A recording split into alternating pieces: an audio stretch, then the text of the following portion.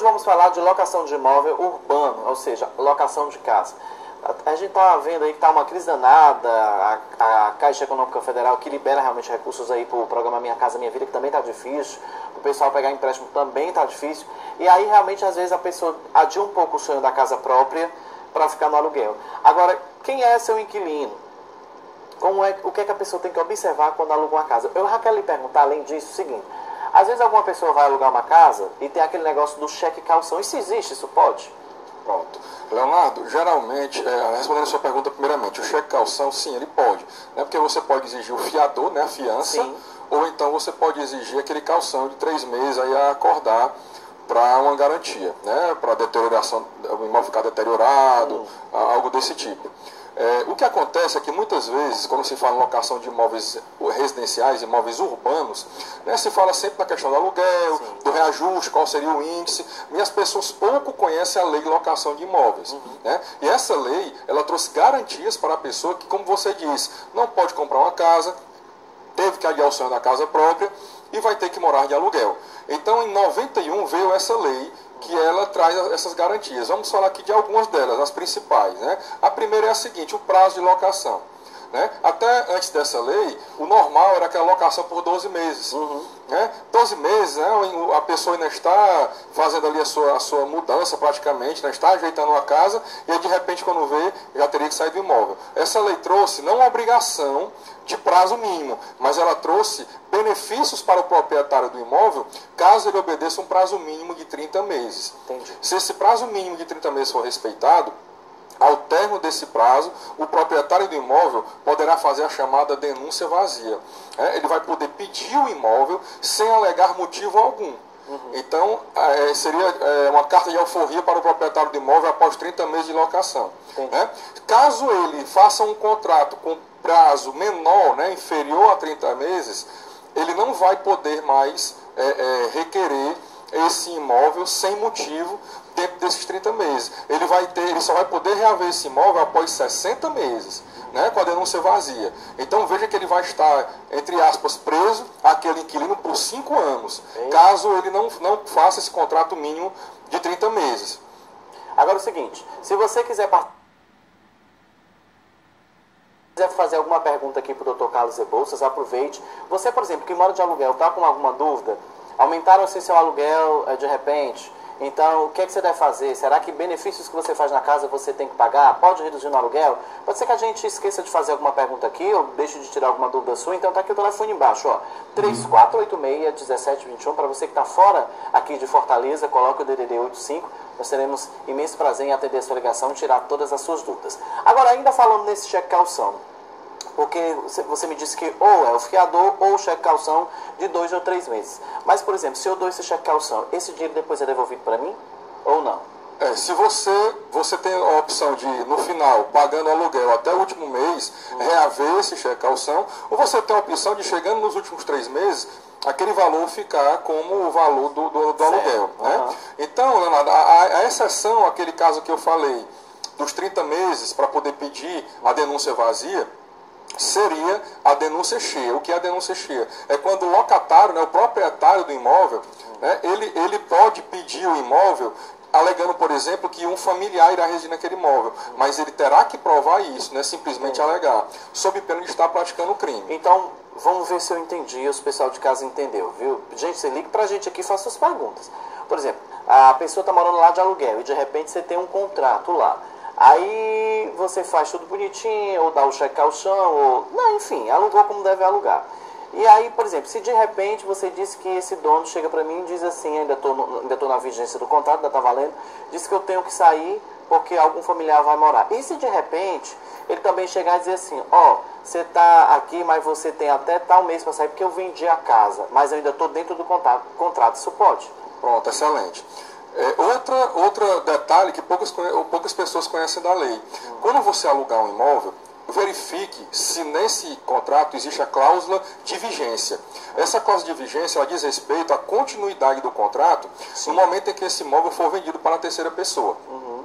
Se houver essa cláusula de vigência e esse imóvel for vendido para a terceira pessoa, né, você poderá reaver esse imóvel dessa terceira pessoa, desde que contrato esteja registrado no cartório de registro de imóvel junto à matrícula. São dois os efeitos do registro do contrato junto à matrícula. O primeiro é o que você perguntou. Esse imóvel está locado para mim. O locatário diz que vendeu o imóvel. O novo proprietário poderá denunciar o contrato? Se eu tiver a cláusula de vigência no contrato e esse contrato estiver registrado no cartório de registro de imóveis pertinente, o novo proprietário do imóvel não poderá me despejar. Ele vai ter que aguardar terminar o contrato, certo? Agora, se não tenho essa cláusula de vigência no contrato, o proprietário não pode me despejar nunca, a não ser com o fim do contrato ou a não ser após 60 meses se o contrato for inferior a 30 meses. Mas se não tiver essa cláusula de vigência no contrato registrada no cartório de registro de imóveis, o novo proprietário poderá me despejar. Então veja, é uma garantia que eu vou ter contra o novo proprietário, certo? Outro benefício para o inquilino, quando ele registra o contrato de imóveis junto ao cartório de registro de imóveis, na matrícula daquele imóvel que ele está morando, é a questão do direito de preferência. Né? Quando eu alugo um imóvel, eu tenho direito de preferência na compra daquele imóvel. Isso quer dizer que se o proprietário do imóvel for vender aquele imóvel, ele tem primeiro que me dar a preferência para comprar aquele imóvel. Entendi. Né? Caso ele venda para a terceira pessoa, se eu não tenho esse contrato registrado no cartório de registro de imóvel, né, o contrato de aluguel, eu só vou ter direito de entrar com ação de indenização por perdas e danos contra o proprietário do imóvel, né? O antigo proprietário do imóvel, no caso, aquele que me alugou o imóvel.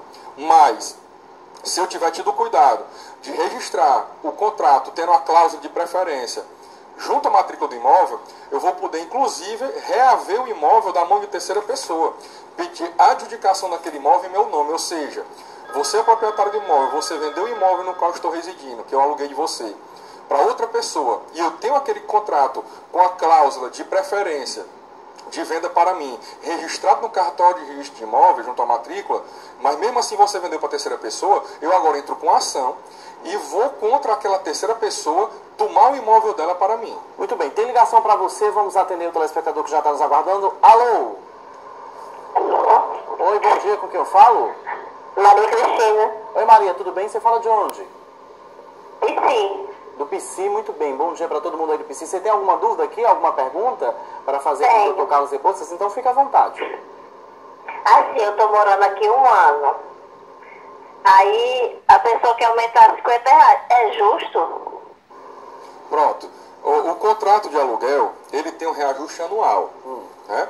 Esse reajuste geralmente vem no contrato dizendo qual o índice que vai regular aquele aumento. Geralmente né? é o GPM. Geralmente é o GPM. Algumas pessoas colocam também o INPC.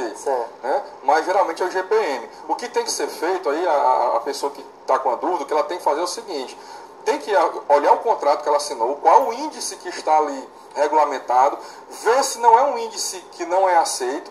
Né? Porque se for o GPM que é aceito, ela tem que saber quanto é esse GPM do ano e calcular em cima do valor que ela já pagava, se vai coincidir com esse valor de R$50 no aumento. Eu só queria que você explicasse, por exemplo, o GPM, ele é estilo algo que tem na economia que quando sobe aquilo ali é que pode reajustar o aluguel. Explica só um pouquinho do GPM. É o índice geral de preço ao mercado. A partir dele aqui tem uma porcentagem que pode subir algumas coisas. Isso. No Brasil nós temos vários índices, né? Um país um pouco atípico nesse sentido. Né? Você tem o IGPM, você tem o INPC, você tem índices variados. Né? Você não pode vincular, por exemplo, ao salário mínimo. Não pode. Já teve caso, mas não pode. Né? Nesse caso, é uma variação anual que tem, que aí é um cálculo feito realmente atuarial, feito por contador, onde ele vai dizer qual o valor daquele índice. E somente aquele índice vai ser usado para calcular. Agora, assim, no caso dela, eu não sei, mas quem tem, por exemplo, e que não tem esse contrato, que as pessoas aumentam assim anualmente por um preço. No caso dela, ela vai ali, quer fazer outra pergunta, ela disse que aumenta R$50, mas tem muita gente que aluga a casa, mas não tem contrato. E aí você às vezes tem que se sujeitar por isso. Vamos saber qual a outra pergunta dela antes disso. Alô? Oi, diga lá. Oi. Não, porque é o seguinte, a gente aumentou, o salário aumentou, certo? Eu sou salarista, ganho 780. Aí para aumentar um aluguel de 450 para 500, o meu dinheiro do meu salário já foi todo embora no aluguel. Verdade. É verdade. Pelo que ela está dizendo, o valor que ela tem que pagar, o valor de 450 para 500 a priori me parece abusivo, certo? Mas como eu estou dizendo, tem que ser calculado, né? A matemática aí, nesse caso, é exata. Se você tem um contrato escrito, você deve ir, né, no contrato, verificar qual é o índice, se esse índice é legal e fazer esse cálculo. Caso você não tenha um contrato escrito, né, por escrito, sim, formal, você deve procurar o proprietário do imóvel e exigir dele que seja imediatamente feito esse contrato formal. Entendi. Ó, eu tenho uma ligação aí, porque é o seguinte, você de casa, aguenta aí que o Dr. Carlos Rebouças ainda vai voltar, tá? Agora é o seguinte, você que está em casa, que ligou para o 049-49-8401, estou aguardando então. Telefone para o celular? Muito bem. Enquanto isso, agora, se você quer participar ao vivo e fazer perguntas aqui para o Dr. Carlos Rebouças, você vai ligar para esse número. Esse número aqui, ó, 3486-1721, só vale para participação, tá bom? Estamos falando aqui sobre aluguel. Dr. Carlos, voltando a falar sobre o nosso assunto, queria lhe perguntar sobre a questão seguinte. Você falou aí do prazo de locação e tal, e que falou da questão do proprietário pedir ou não para sair. Agora, se de repente eu estou lá naquela casa e eu aluguei lá por tanto tempo, fiz um contrato, digamos, um contrato, vamos dizer, de 24 meses, vamos dizer esse contrato. Eu sabe dizer se pode ou se não pode. Fiz um contrato de 24 meses lá com o cara, e de repente, nesses 24 meses, eu recebo uma proposta para que eu viaje, vá para fora do estado. Como é que é? Eu vou ter que pagar alguma coisa em relação a esse término de contrato? Posso sair? Não posso? Pronto. Vamos pegar aqui a questão dos 24 meses primeiro, né? Como eu disse, não existe um prazo mínimo ou máximo estipulado em lei para alocação de imóveis. Eu posso alugar um imóvel residencial por 3 meses. Entendi. Eu posso alugar por 5 anos. Né? O que a lei diz é que se o dono do imóvel alugar por um prazo mínimo de 30 meses, certo, ele será beneficiado, ele o proprietário. Como é esse benefício? Quando terminar os 30 meses, ele poderá pedir o imóvel do inquilino sem dar justificativa nenhuma. Entendi. O inquilino vai ter através que dessa lei. A denúncia Mas vazia. Se eu quisesse fazer um contrato, por exemplo, de 24 ou 12, eu posso, como você disse. 3, 4. Você pode fazer, você sendo proprietário do imóvel. Certo. Se você quiser fazer um contrato de 24 meses, de 12 meses, de 6 meses, você pode fazer. O inquilino aceitando, o contrato é lei entre as partes. O que acontece é que, neste caso, o proprietário do imóvel não vai ter mais aquele benefício que a lei dá a ele quando ele faz de 30 meses. Certo. Qual é o benefício? De ele poder pedir o imóvel, fim dos 30 meses, sem dar nenhum motivo, que a denúncia vazia. Se ele fizer um contrato inferior a 30 meses, ele só vai poder retirar o inquilino do imóvel depois de 60 meses, ou seja, depois de 5 anos, com a denúncia vazia, né? Essa é a regra. Claro que o inquilino tem que estar em dia com o aluguel, tem que estar honrando todas as cláusulas do contrato de conservação do imóvel, né? De fazer benfeitorias com anuência do proprietário. Certo. Então essa é a regra.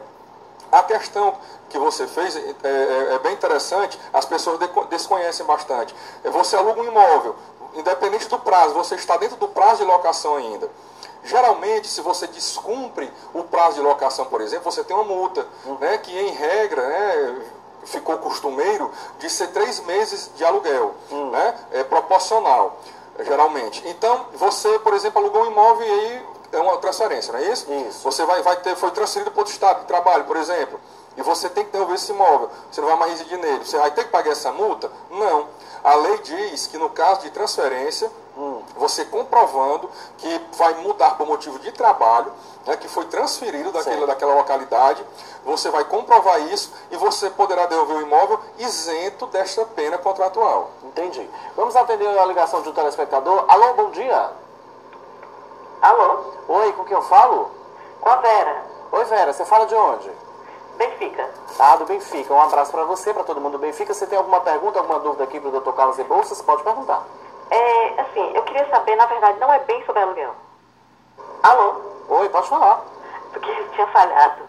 Eu queria saber, assim, porque a minha amiga, ela herdou uns lotes da mãe. Ela é adotada. E a mãe dela faleceu. E ela não sabia, ela herdou umas casas e tal, e tinha transferido tudo bem direitinho antes da mãe dela falecer. Ela veio saber há pouco tempo que ela tinha herdado esses 4 lotes. A mãe dela tinha comprado na imobiliária Henrique Jorge, na época, há muitos anos atrás. Aí ela foi fazer a transferência e tirou a matrícula, e lá ela viu que a imobiliária tinha vendido os 4 lotes. Está na mão de outra imobiliária agora, a gente já foi lá, eles já disseram, repassaram para essa imobiliária, que era lá com eles que a gente vai resolver, lá no Eusébio, a gente vai lá amanhã resolver. Então eu queria saber, assim, eu queria poder assim, adiantar sobre os direitos dela. Entendi. Muito obrigado. Realmente não é o nosso assunto de hoje, mas será que você pode responder? Interessante. É o seguinte, primeiro, ela falou em várias, o direito interessante é esse, ela tocou aí numa historinha, né, da vida, mas que envolve vários temas. Primeiro, ela falou em filha adotada. Nós devemos deixar claro que não existe essa diferenciação mais em lei sobre filho adotado, filho legítimo, filho ilegítimo. Filho é filho, né? Independe se é dentro do casamento, se é fora do casamento, ou se é o adotado. É o mesmo direito. É o mesmo direito. Sendo registrado como pai e mãe, é filho igual. Então, o direito sucessório, o direito de herança que ela tem é igual de todo e qualquer filho, não há diferença. Certo. Então, vamos lá. Ela disse que a mãe dela de uma imobiliária, né, e faleceu. E ela ficou sabendo que tinha esses lotes e foi procurar o lote, e agora esse lote teria sido vendido para outra pessoa. Outra imobiliária. É um cuidado que tem que se ter quando se compra qualquer imóvel. Quando você compra um imóvel, é feita geralmente aquela escritura particular de compra e venda. Essa escritura não lhe dá a propriedade do imóvel realmente. Certo. Ela lhe dá uma expectativa de direito. Né? O direito de comprar aquele imóvel, seria o contrato de promessa de compra e venda, por exemplo. O que dá o direito realmente de propriedade, o que diz se aquele imóvel é seu ou não, é o registro daquele imóvel no seu nome, na matrícula do imóvel, junto ao cartório de registro de imóveis. O que ela tem que fazer primeiramente é ir até o cartório de registro de imóveis da localidade onde está o imóvel, tirar uma certidão daquele imóvel, qualquer pessoa pode fazer isso, pode ir no cartório, dar um endereço e dizer, quero uma certidão deste imóvel, uma matrícula atualizada deste imóvel. Certo. Aí vai sair a matrícula atual no nome do proprietário atual e quem era o último proprietário. Ou você pode pedir, se você quer ver para trás ainda no tempo, você pode pedir uma certidão vintenária, que ela vai vir com o histórico de todo esse imóvel nesses 20 anos, de quem foi, quem comprou, quem vendeu e por quanto.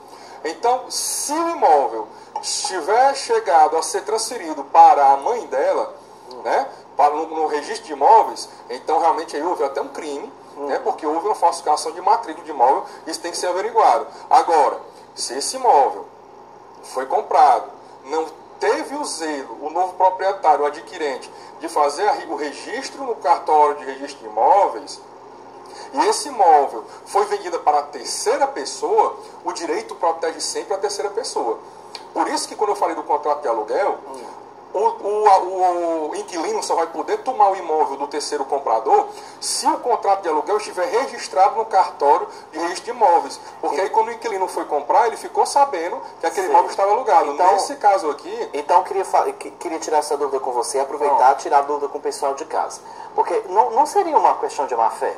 Pronto, é isso que eu vou concluir agora. Porque assim, acontece ela exatamente comprou o que você esses falou. lotes. Aí, até para você que está em casa, preste bem atenção agora, você que está em casa, porque às vezes tem uns lotes aí à venda, muito, aí você compra lote na parte litorânea da cidade. Recebe um contratozinho de compra e venda, no imobiliário. Quais são os cuidados, atenção, você de casa, você que vê muita propaganda, e que o seguinte, e que vai comprar algum tipo de lote, quais são os cuidados? Aí eu queria que você concluísse e dissesse, porque o que você está me dizendo aí, às vezes pode até ser uma... Como é que eu compro uma coisa e a pessoa repassa para uma terceira pessoa? Né? Conclui e me diga quais são os cuidados em seguida que as pessoas devem ter ao comprar esse tipo de lote ou qualquer outra coisa aí. O lote principalmente, que eu acho que é mais barato, né? Exatamente, Leonardo, que nós sempre conversamos aqui, você sempre fala, né? Procura um advogado, né? Porque tudo, Leonardo, que nós fazemos nessa vida tem uma consequência jurídica, tudo. Então toda pessoa tem que ter um telefone do advogado, o seu advogado de confiança, aquele particular, para poder tirar dúvida em tudo que for fazer. Vai alugar uma casa, consulte o advogado, leve o contrato para ele ler. Vai comprar um imóvel, adquirir um bem de suma importância, caro. Né? Por mais que um lote venha a ser barato, ele é barato no parcelamento, mas se você for ver o valor final, se torna caro. Né? É um investimento para toda uma vida, para herança, para filhos, para netos. Então, como você disse, você vai comprar um imóvel, qual o cuidado? Você vai fazer, na verdade, é um contrato de promessa de compra e venda. Né? Primeiro, se eu vou comprar o lote, eu tenho que fazer um contrato. Geralmente o que é feito é um contrato de promessa de compra e venda. Já é feito isso. É feito isso. Chego lá, né? E aí tem esse contrato. Esse contrato vai dizer o quê? Que quando você terminar de pagar aquele imóvel, ele vai para o seu nome. O que eu já não aconselho. Porque o que acontece é o seguinte, eu estou comprando parcelado, a empresa está vendendo parcelado porque quer. Mas se eu meu. estou comprando e estou dando entrada, tudo, é meu. Meu. Se eu deixar de pagar, ela que vai me executar, ela que vai pedir de volta o Mas não imóvel, fica estilo judicialmente. como é carro, que fica ali como se fosse alienado? Não, porque as regras são diferentes, entendi. do bem móvel e do bem imóvel. Porque o carro né? você faz assim, é diferente. Mas caso, eles agem dessa forma. No caso do imóvel, pode ficar parecido com o carro. Por exemplo, quando você compra um imóvel pela Caixa, né? Aquele imóvel ali não é totalmente seu ainda, ele está alienado ao banco. Né? Pode acontecer sim. Mas o caso aqui trazido por essa espectadora é o seguinte, ela pensou que estava comprado, que era dela, ela tinha uma segurança jurídica ali. E no momento em que ela foi usufruir do bem, no caso, através de herança, descobriu que o imóvel tinha sido vendido para terceira pessoa. Aí você me perguntou, como é que fica a pessoa? Como é que fica o consumidor nesse caso? Nesse caso, como eu estava dizendo, se a mãe que já faleceu tiver comprado o imóvel, né, quando você for lá amanhã conversar com o pessoal da imobiliária, se ela tiver comprado o imóvel, tiver registrado esse imóvel no cartório de registro de imóveis, o imóvel é da sua amiga, porque é herança. Entendi. Pertence ao espólio. Se ela é única herdeira, então é dela. Né?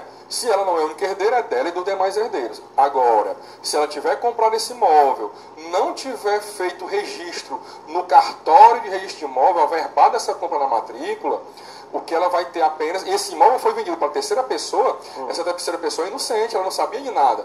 Então não dá para tomar o imóvel dela. O que vai acontecer é o direito de ação, de indenização por danos morais e materiais contra a imobiliária que lhe vendeu o imóvel e vendeu para outra pessoa também. O que você vai ter direito é isso. Se você averbou o contrato, por isso que é importante ela, antes de conversar com a imobiliária... E aí, no caso, as duas entrariam contra a primeira imobiliária ou só a cliente? Somente essa pessoa que comprou o imóvel primeiramente. Certo. O terceiro está resguardado, é dele o imóvel. Beleza. Vamos lá. Por isso que eu aconselho, vá no cartório de registro de imóveis antes de essa reunião. Tire uma certidão atualizada do imóvel. Certo. Para saber em nome de quem está. Se estiver em nome da pessoa que faleceu, da mãe e da amiga da espectadora, tá ok, ela vai lá. Se estiver no nome da construtora se estiver não, aí o que acontece é o seguinte, se estiver no nome da construtora antiga, ela que comprou primeiro e tem aquele contrato, ela tem que correr no cartório de registro de imóveis e averbar, e fazer a escritura de compra e venda ali, averbar a compra, né? Porque aí nesse caso, interessante a sua pergunta, nesse caso, se eu comprei um imóvel e você também o mesmo imóvel, e aquela imobiliária vendeu para nós dois, o que registrar primeiro é o dono. Ah, é? Porque o que vale é o registro no cartório de registro de imóveis. No cartório de registro de imóveis, na matrícula. Entendi. É aquilo que dá a propriedade. Aquele contrato de compra e venda que eu tenho, aquela promessa de compra e venda, ou até aquela escritura pública que é feita num cartório, sem ser cartório de registro de imóvel, cartório de títulos e documentos, essa escritura pública, ela vale para eu entrar com ação de indenizatória contra quem me vendeu o imóvel e vendeu para outra pessoa. Eu vou provar, olha, eu comprei primeiro e ele vendeu para outra pessoa. Entendi. Ou então eu comprei depois ele já tinha vendido para outra pessoa. Então eu tenho direito à indenização. Tá, então, só queria mais uma vez, atenção você que está nos assistindo, muito obrigado aí pelas ligações. Digamos, a gente vê várias propagandas aí, e aqui a gente não está falando de construtora nenhum, tá, gente? Então nós estamos falando apenas da forma legal, nem de imobiliária, pelo amor de Deus, estamos falando apenas da forma legal da pessoa se resguardar, tanto um como o outro. As coisas têm que ser transparentes, tem que ser mesmo. E aí é o seguinte, a gente vê muita publicidade de lotes, você vai ver, você vai comprar lote tal, você compra não sei o quê. Então vamos lá, só para o pessoal aqui mais didaticamente, mais uma vez, você que está nos acompanhando aí. Vi aquela propaganda, passei por ali, vi aquele lote bonito, quero comprar 1, 2, 3, 4, 5, interessa quanto que eu tiver de dinheiro para comprar o lote. Tá? Fui lá e fiz um negócio lá com a imobiliária ou com quem quer que seja. Comprei esse lote. Se for parcelado, primeira coisa que eu devo fazer, comprei de entrada, e aí? Primeira providência, Leonardo, eu diria que é antes até de comprar. A primeira providência, você se interessou, como você disse, passou a placa, se interessou, vou lá, se informou, vou comprar. Certo. Primeiro eu vou no cartório de registro de imóveis. Primeiro no cartório de registro de imóveis. E tiro a certidão atualizada da matrícula do imóvel. Certo. R$10 deve ser, qualquer pessoa. Ou seja, eu vou lá, dou o endereço. Chego lá e digo assim, eu quero comprar um lote neste endereço, no cartório de registro de imóveis. Isso, e diz, olha, eu quero a matrícula atualizada desse imóvel. Matrícula atualizada. Isso. Pronto, é uma taxazinha mínima ali que você paga. Essa serve para quê? Em tantos dias você vai receber para saber quem é o proprietário daquele imóvel. Beleza. Para saber se eu estou comprando de quem pode me vender. Que eu posso às vezes aquela imobiliária está ali, mas não é ela que seja a dona. Não é a proprietária, ou ela não tem procuração para vender. Do proprietário para vender. Certo. Se eu peguei, geralmente imobiliária, o terreno não é no nome dela. Geralmente ela está ali realmente fazendo papel de corretagem. Mas ela vai ter um contrato com o proprietário do imóvel. Que você pode ir lá juntamente com essa certidão e verificar. Quando você chega e diz, olha, o proprietário é esse aqui. Cadê o contrato que vocês têm com ele para vender, autorização para vender? Então, primeiro é dar uma verificada, né, de legalidade da venda. Se quem está vendendo está tudo primeiro legal. Então, vai lá no cartório de registro de imóvel e pede a matrícula, é isso? Matrícula atualizada do imóvel. Matrícula atualizada do imóvel que custa entre R$10. Você vai ver o preço lá, é barato. Segundo passo. Segundo passo, você vai pegar esse contrato de compra e venda e vai levar para um advogado de sua confiança ler esse contrato. Esse contrato que está lá na imobiliária. O contrato imobiliário. Eles podem me dar uma xerox? Eles têm que lhe dar, obrigatoriamente, porque muitas vezes esse contrato é o chamado contrato de adesão. O que é o contrato de adesão? É aquele que eu não posso discutir as cláusulas. Ou você compra ou não compra, ele já vem com as cláusulas todas prontas. Né? E aí eu vou pegar aquele contrato, vou levar para um advogado de confiança ler, porque o leigo realmente não vai entender aquele contrato. O advogado vai dizer os pontos, olha, tem isso aqui que você tem que negociar esses pontos para ficar mais favorável a você. Você vai lá, tenta negociar. Não adianta você querer comprar um imóvel de forma soldada, de forma emocional. Não pode, não adianta. É um investimento a longo prazo, é um investimento caro, né, para toda a vida. Então você se cerca desses cuidados. O advogado vai dizer, você vai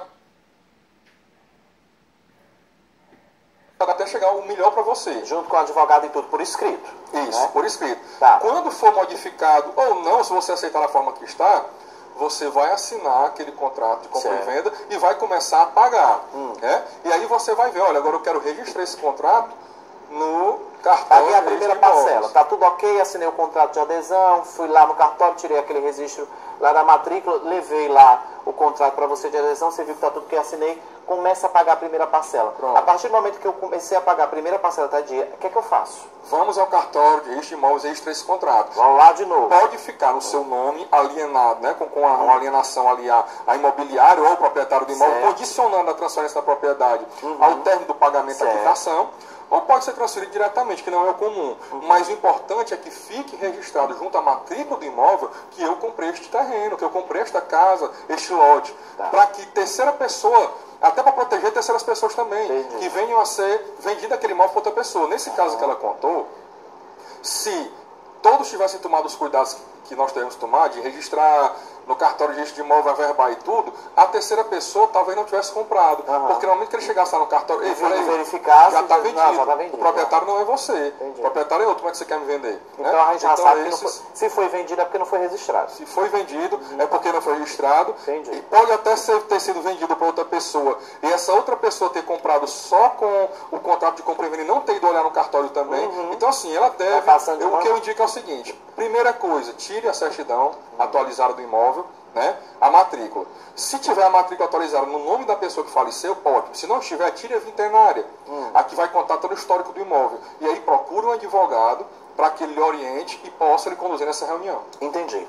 Doutor Carlos, muito obrigado pela sua participação. Bom dia, boa quarta-feira, viu? Acho que foi bastante esclarecedor hoje a sua participação, como todas as vezes, mas eu acho que a gente, pelo menos mais didaticamente, tentou tirar suas dúvidas para quando você for comprar um lote ou um imóvel, eu realmente não sabia dessas informações. Porque às vezes a gente vai realmente na emoção, assim como a gente compra carro, né? Às vezes a gente vai comprar carro na emoção, porque é aquela coisa que a gente juntou durante todo o tempo para comprar um sonho, e acho que a casa própria é o sonho de muita gente, o seu lote, para você começar a construir, que você nem presta atenção nas cláusulas nem nada. E é exatamente isso, Leonardo. Aqui vamos porque quem engana o outro, como você falou, é muita falta de boa fé. Né? O Código Civil determina que as pessoas devem agir com boa fé objetiva.